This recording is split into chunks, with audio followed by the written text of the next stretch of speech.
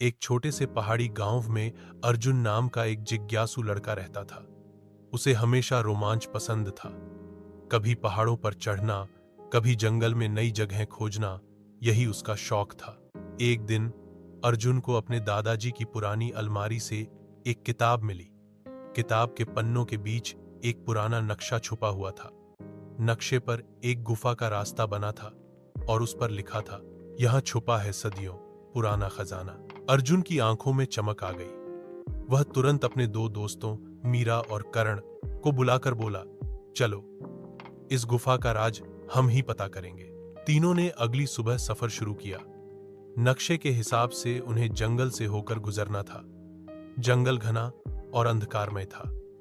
चलते चलते अचानक झाड़ियों से अजीब आवाज आई। करण डरकर बोला, ये क्या है? मीरा ने टॉर्च जलाई तो सामने से एक हिरण निकला। सब हौस पड़े और राहत की सांस लेकर आगे बढ़े। कुछ देर बाद वे एक उफनती नदी के पास पहुंचे। वहां पुल टूटा हुआ था। अब सवाल था कि दूसरी तरफ कैसे जाएं। अर्जुन ने पेड़ से रस्सी बांधी और कहा, डरना मत, धीरे धीरे पार करेंगे। काफी मेहनत के बाद तीनों नदी पार करने में सफल हुए। आखिरकार वे उस गुफा तक पहुंचे जिसका रास्ता नक्शे में बना था। गुफा का दरवाजा पत्थरों से बंद था। उस पर 3 आकृतियां बनी थीं। मीरा को याद आया कि दादाजी की किताब में इन आकृतियों का जिक्र था। उसने सही क्रम से आकृतियां दबाईं। अचानक जमीन हिली और गुफा का भारी दरवाजा खुल गया। अंदर का नजारा देखकर सबकी आंखें चौंधिया गईं। वहां चारों तरफ सोने के सिक्के, चमचमाते क्रिस्टल और प्राचीन मूर्तियां रखी थीं।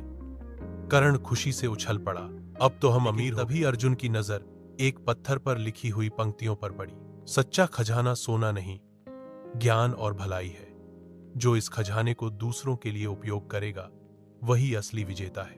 अर्जुन ने दोस्तों की तरफ देखा और बोला, यह खजाना सिर्फ हमारा नहीं, इसे गांव वालों की भलाई के लिए इस्तेमाल करेंगे।